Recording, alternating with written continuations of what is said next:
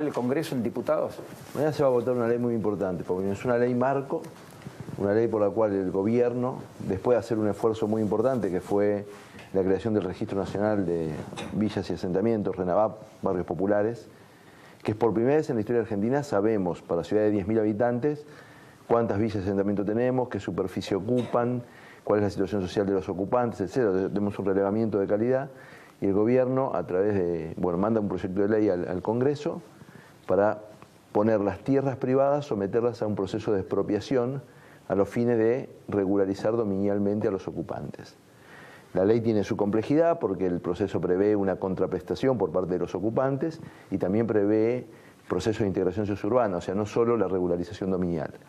Esto es un esfuerzo económico y organizacional que a la Argentina le va a llevar probablemente una década o más y se prevé, está así estipulado en la ley, un acuerdo entre cada una de las provincias y la nación, porque los procesos de integración sociourbana se van a hacer cofinanciados entre provincia y nación, y la intervención de los municipios en relación a las cuestiones de planificación urbana, porque tenemos, no son la mayoría, pero también tenemos villas y asentamientos en lugares con pasivos ambientales, riesgo hídrico. Donde habrá que erradicarlas, habrá que mudarlas, trasladarlas. Relocalizarlas. Relocalizarlas. Bajo mecanismo de reasentamiento, siguiendo algunas pautas internacionales. Siempre se piensa que el reasentamiento es la última opción, porque a veces se pueden resolver con obras de ingeniería, etcétera.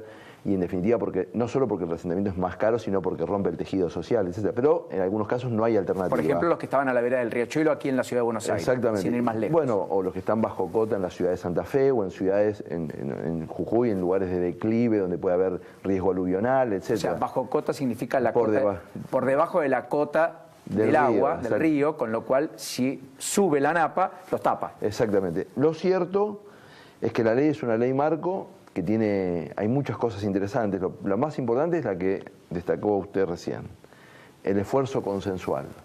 Las fuerzas políticas todos vienen con su visión, es un tema de mucha complejidad y de mucha controversialidad. Esto no solo produce beneficios a los ocupantes, los beneficios evidentes de la regularización, sino beneficios transgeneracionales. Acá se le da un golpe fuerte a la pobreza autogenerada familiarmente, porque se permite que haya herencia en los hogares más humildes del país a partir de haber un título, se permite calidad de vida, salud, acceso a derechos, pero también a la ciudad formal. La persona que vive a 100 metros de una villa va a haber revalorizado su propiedad inmobiliaria. Las villas a veces producen problemas de movilidad, la movilidad está afectada, la seguridad está afectada, problemas ambientales, no hay recolección de residuos, etc. O sea que esto es una visión moderna, integradora de la ciudad, con toda la complejidad que esto tiene. Yo siempre hago el paralelismo que entre que se sancionó la ley 1420 y desplegó toda su potencialidad emancipadora, pasaron 20 o 30 años para que Argentina lleve la tasa de analfabetismo a niveles razonables. Entre esta ley y que exprese todo su potencial van a pasar algunos años, pero implica todo un esfuerzo que excede a este gobierno. Eso es importante decirlo, es un esfuerzo, por eso es importante el consenso de las fuerzas políticas y de las fuerzas sociales, ¿no? ¿8% de la población vive en esas condiciones? Aproximadamente 4 millones en los villas y asentamientos relevados, que se relevaron ciudades de 10.000 habitantes y más. Eso es más o menos el 8% de la población, 9% es por encima de la indigencia. También, en el caso argentino, nosotros estamos hablando de villas y asentamientos y tenemos gente viviendo en situación precaria en la ciudad formal, ¿no? En general, la Argentina tiene un deterioro de la situación de hábitat muy consistente en los últimos 20 años. Digamos, en Argentina no es un escándalo la situación de hábitat porque heredamos una situación de hábitat relativamente razonable hasta los años 80. Hay que contar una pequeña historia para entender lo que ha pasado en los últimos 20 años, ¿no?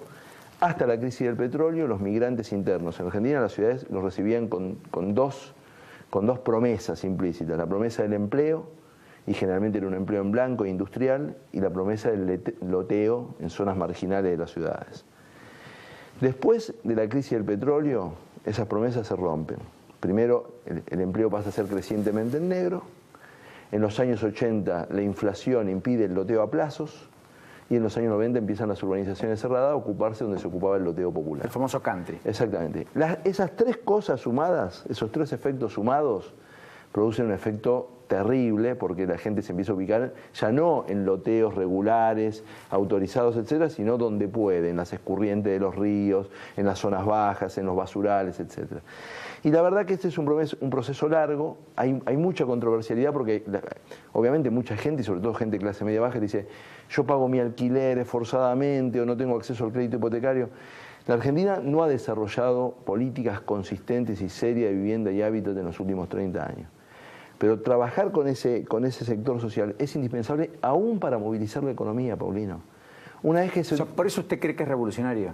No, la palabra revolucionario yo la reservo para otros casos.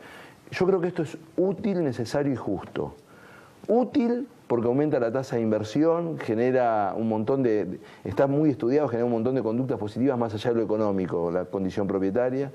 Necesario, digamos, porque hoy precisamos movilizar la economía y que esas personas inviertan en un lugar donde tengan garantías de que en el futuro va a ser suyo, porque mucha gente no invierte en su hábitat porque no sabe si van a ser... No le pertenece. Sí, y aparte, si nosotros no tomamos control de ese territorio, si el Estado ahí no ingresa, no es que no hay poder, hay otros poderes. Y nosotros precisamos controlar ese territorio si pretendemos elevar nuestros estándares de seguridad, de convivencialidad, etcétera. No es que no pasa nada donde no llega el Estado.